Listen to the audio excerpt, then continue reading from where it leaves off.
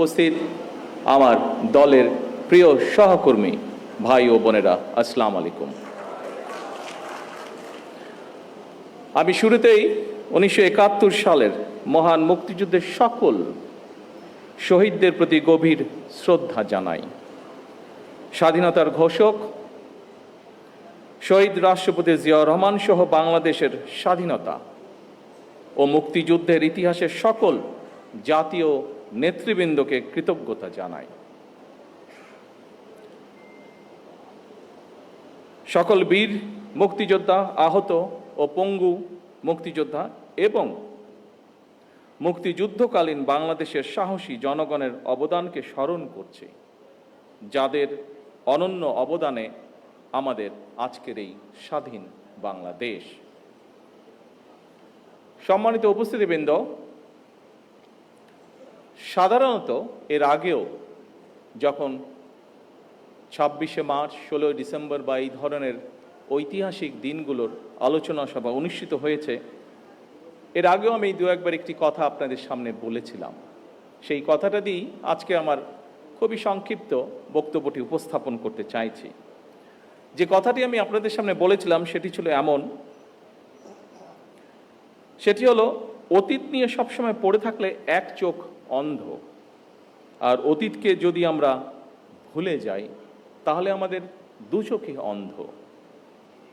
সুতরাং আমরা যেমন অতীতকে একদম ভুলে যাব না, ভুলে যাওয়া চলবে না, ঠিক একইভাবে অতীতেও আমরা দেখেছি, খুব বেশি দিন না, নিকট অতীতেও আমরা দেখেছি যে অতীত নিয়ে এত বেশি চর্চা হয়েছে, যেটা আমাদের সামনে যে ভবিষ্যৎ আছে সেই ভবিষ্যৎকে বাধাগ্রস্ত করেছে। সম্মানিত উপস্থিতিবৃন্দ, এখানে আলোচকবৃন্দ কয়েকজনই তাদের বক্তব্যে বলেছেন, বাংলাদেশের ইতিহাসের সবচেয়ে গৌরবজনক অধ্যায় আমাদের স্বাধীনতা এবং 1971 সালের মহান মুক্তিযুদ্ধ। বাংলাদেশের জন্মযুদ্ধের এই গৌরবজনক ইতিহাস নিয়ে আপনারা যারা আজকে মঞ্চে উপস্থিত, যারা আলোচনা করেছেন, তাদের মধ্যে বেশ কয়েকজন উপস্থিত আছেন যারা সরাসরি মুক্তিযুদ্ধে অংশগ্রহণ করেছিলেন, মুক্তিযুদ্ধের সময়ের নৃশংসতা প্রত্যক্ষ করেছেন সেই সকল মুক্তিযোদ্ধা সরাসরি। আমরা যারা ছোট ছিলাম বা আমাদের সাথে যারা ছিলেন, আমাদের থেকে একটু বড় ছিলেন, তারা আমরা বিভিন্নভাবে, সেটি মিডিয়া হোক, বই পুস্তকের মাধ্যমে, বিভিন্ন দলিলের মাধ্যমে আমরা সেটি দেখেছি। কিন্তু আমাদের সম্মানিত মহাসচিব তার বক্তব্যে বলে গেছেন, শেষ পর্যন্ত তৎকালীন বিশ্বে অন্যতম শক্তিশালী সেনাবাহিনী ছিল, তাদের বিরুদ্ধে আমরা আমাদের বিজয় ছিনিয়ে এনেছিলাম এই বাংলাদেশের মানুষ। সুতরাং প্রজন্ম ধরে স্বাধীনতা এবং মুক্তিযুদ্ধের যে গৌরব গাথা, তা নিয়ে আলোচনা হবে, গবেষণা চলবে এবং এটাই স্বাভাবিক ব্যাপার। তবে আলোচনা, সমালোচনা কিংবা গবেষণার নামে এমন কিছু করা বা বলা অবশ্যই আমাদের জন্য ঠিক হবে না, যেটি আমাদের স্বাধীনতা এবং মুক্তিযুদ্ধের যে গৌরব ইতিহাস তাকে কোনোভাবে খাটো করতে পারে। সম্মানিত উপস্থিতিবৃন্দ, সম্মানিত সভাপতি, মঞ্চে উপস্থিত আলোচকবৃন্দ, বাংলাদেশের স্বাধীনতার ঘোষণা এবং এর প্রেক্ষাপট নিয়ে আপনাদের বক্তব্যে অনেক তথ্য উঠে এসেছে, অনেক অজানা তথ্য, যা এই মঞ্চে সহ অথবা সামনে যারা বসে আছেন, বাইরেও বহু মানুষ আজকের এই আলোচনা শুনছেন, অনেকেরই হয়তো অনেক কিছু জানা ছিল না। কিন্তু আলোচকবৃন্দের বক্তব্যে আজকে এই রকম অনেকগুলো বিষয় উঠে এসেছে। আজকে বাইরে এখানে আসার সময় আমি দেখেছি তরুণ প্রজন্মের অনেক সদস্য ভিতরে আসতে পারেননি, জায়গা সংকুলনের কারণে তারা ভিড় করেছেন। আমি একটু আগে মহাসচিব সাহেবকে বলছিলাম, আমাদের এখানে ভেতরে হলরুমেও আজকে অনেক নতুন তরুণগুলো আমরা দেখতে পাচ্ছি। সেই তরুণ প্রজন্মের দৃষ্টি আকর্ষণ করে খুব সংক্ষেপে দু একটি কথা আমি বলতে চাই।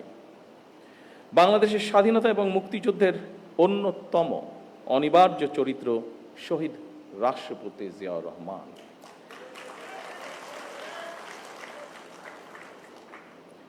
আমরা দেখেছি অতীতে যেভাবে শহীদ জিয়াউর রহমানকে, তার অবদানকে, তার কাজকে খাটো করার চেষ্টা করা হয়েছে, এর থেকেই প্রমাণিত হয়েছে শহীদ রাষ্ট্রপতি জিয়াউর রহমান অবশ্যই বাংলাদেশের মুক্তিযুদ্ধের একজন অনিবার্য চরিত্র।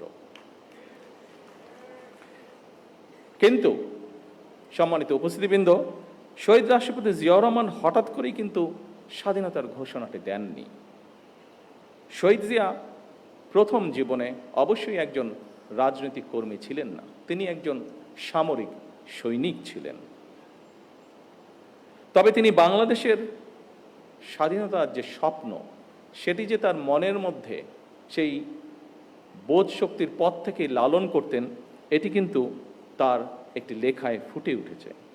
স্বাধীনতার চিন্তা চেতনা যে তিনি ধারণ করতেন, একটি স্বাধীন বাংলাদেশের জন্য যে তার একটা দীর্ঘ মানসিক প্রস্তুতি ছিল, সেটি আমরা তার একটি লেখা থেকেই পরিষ্কারভাবে বুঝতে পারি।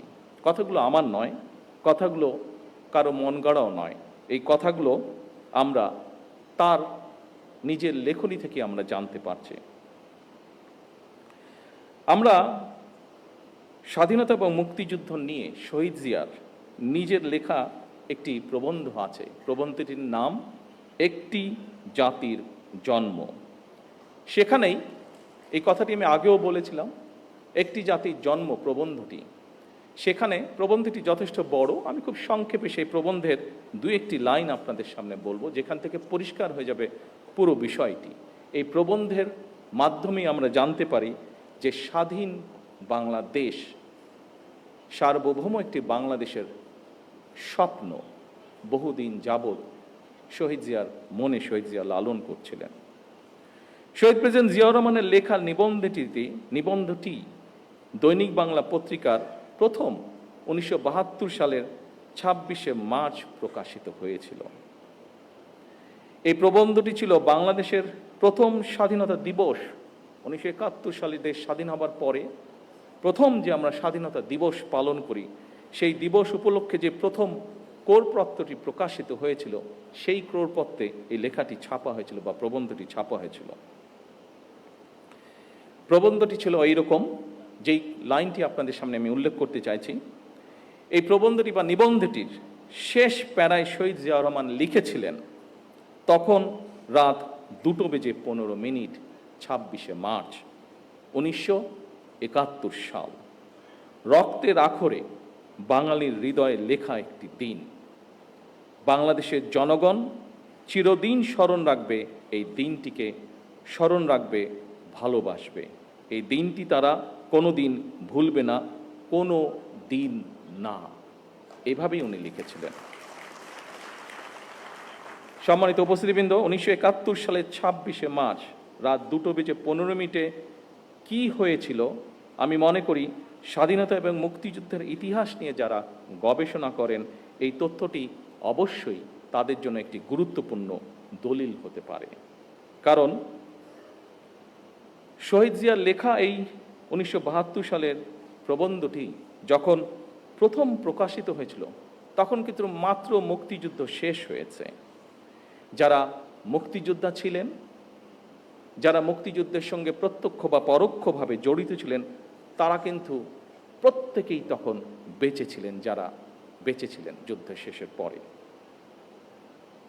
এই প্রবন্ধটি প্রকাশিত হওয়ার পরে কারো পক্ষ থেকেই আমরা কোনো রকম এমন কিছু আপত্তি বা এমন কিছু কথা পাইনি যা এই প্রবন্ধ বা লেখাটিকে কন্ট্রাডিক্ট করে।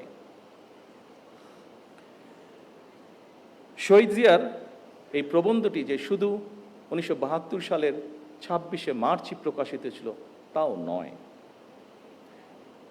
আরেকটি কবে প্রকাশিত হয়েছে সেটি আমি বলছি, এবং সেই সময়টি বলার মাধ্যমে এখানে আলোচকবৃন্দ কিছু কিছু বিষয় বলেছিলেন সেই সময়কার রাজনৈতিক প্রেক্ষাপট বা বিতর্ক।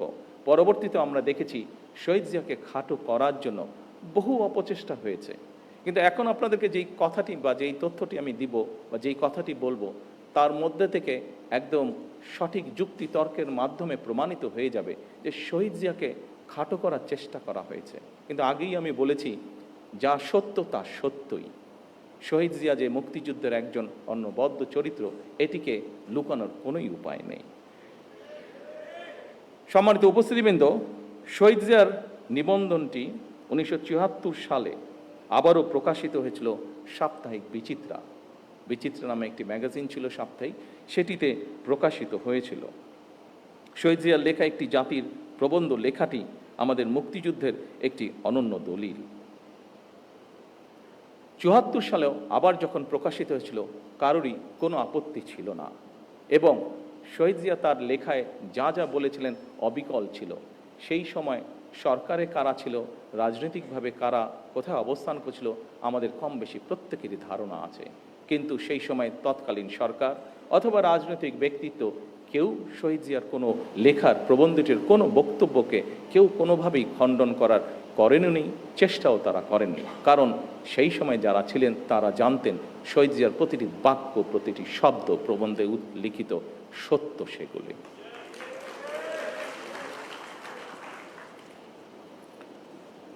সম্মানিত সভাপতি, মঞ্চে উপস্থিত সুধীবৃন্দ, সম্মানিত নেতৃবৃন্দ, আমার সামনে উপস্থিতিবৃন্দ, সাংবাদিক ভাইরা, প্রিয় সহকর্মী ভাই বোনেরা, বছরের পর বছর, এমনকি যুগের পর যুগ ধরেও বিশ্বের যেখানে যারা স্বাধীনতার লড়াই করেছেন, সংগ্রাম করেছেন, একমাত্র তাদের পক্ষেই উপলব্ধি করা সম্ভব স্বাধীনতার মূল্য কতখানি। সম্মানিত মহাসচিব সাহেব ওনার বক্তব্যে ছোট্ট একটি কবিতার মাধ্যমেও একইভাবে কথাটি তুলে ধরেছেন। আমরা যদি একটু পাশে তাকাই তাহলেই দেখতে পারবো স্বাধীনতার গুরুত্ব এবং তাৎপর্য উপলব্ধি করতে পারছে স্বাধীনতাকামী ফিলিস্তিনের মানুষ। লক্ষ প্রাণের বিনিময়ে আমরা 1971 সালের আমাদের স্বাধীনতা অর্জন করেছি। হাজারো প্রাণের বিনিময়ে আমরা 2024 সালে দেশ এবং স্বাধীনতা রক্ষা করেছি। সম্মানিত সহকর্মীবৃন্দ, এখানে আজকের এই আলোচনা সভায় আমার সামনে এরকম অনেকে উপস্থিত আছেন যারা 2024 সালের সাক্ষ্য। 2024 সালে যারা বিভিন্ন প্রতিকূল পরিস্থিতির ভিতরে থেকেও, বিভিন্ন অত্যাচার নির্যাতন সহ্য করেও আপনারা কিভাবে প্রতিরোধ গড়েছিলেন, কিভাবে আপনারা স্বৈরাচারকে দেশ থেকে বিতাড়িত করেছিলেন। আমরা আমাদের বহু সহকর্মীকে সেদিন হারিয়েছি। সম্মানিত উপস্থিতিবৃন্দ, প্রতিটি প্রাণের স্বপ্ন আছে, আকাঙ্ক্ষা আছে।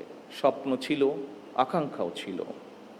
সেই আকাঙ্ক্ষা পূরণেই তারা সাহসের সঙ্গে, যারা সেদিন লড়াই করেছিল, তারা সাহসের সঙ্গে অধিকার আদায়ের জন্য লড়াই করেছিলেন 71, 24, 90-তে।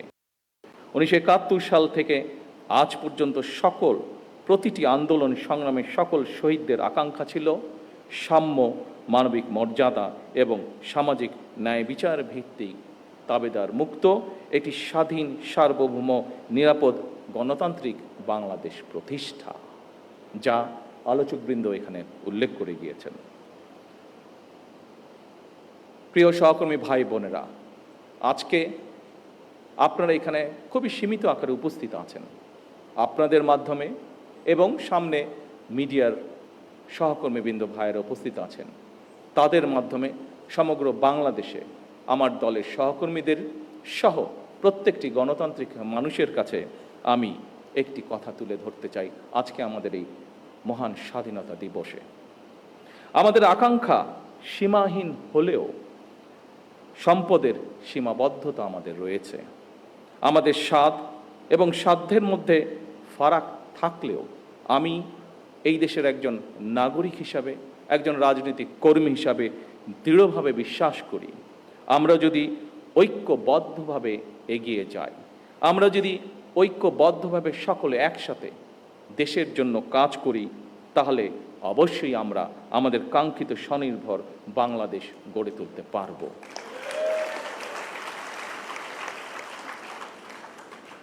বর্তমান গণতান্ত্রিক সরকার আপনাদেরই সরকার। বর্তমানের গণতান্ত্রিক সরকার এদেশের মানুষের নির্বাচিত সরকার। বর্তমানের গণতান্ত্রিক সরকার এদেশের মানুষের প্রতিষ্ঠিত সরকার। সরকার রাষ্ট্রের বিভিন্ন শ্রেণী পেশার মানুষকে লক্ষ্য করে ফ্যামিলি কার্ড, কৃষক কার্ড, খাল খনন, বৃক্ষরোপণ সহ কর্মসংস্থানের ব্যবস্থা সহ বিভিন্ন কর্মসূচি বাস্তবায়নের কাজ শুরু করেছে। জনগণের জীবন মান উন্নয়নের বিভিন্ন পদক্ষেপ আমরা গ্রহণ করছি।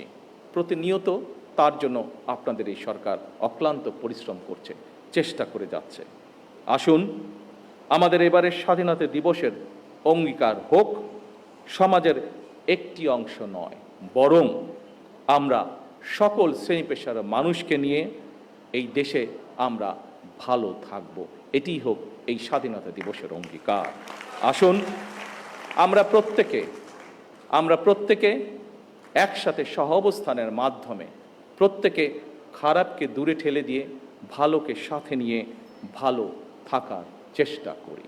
এই হোক আমাদের আজকের স্বাধীনতা দিবসের অঙ্গীকার, প্রত্যাশা, প্রতিজ্ঞা, শপথ। আল্লাহ হাফেজ। বাংলাদেশ জিন্দাবাদ।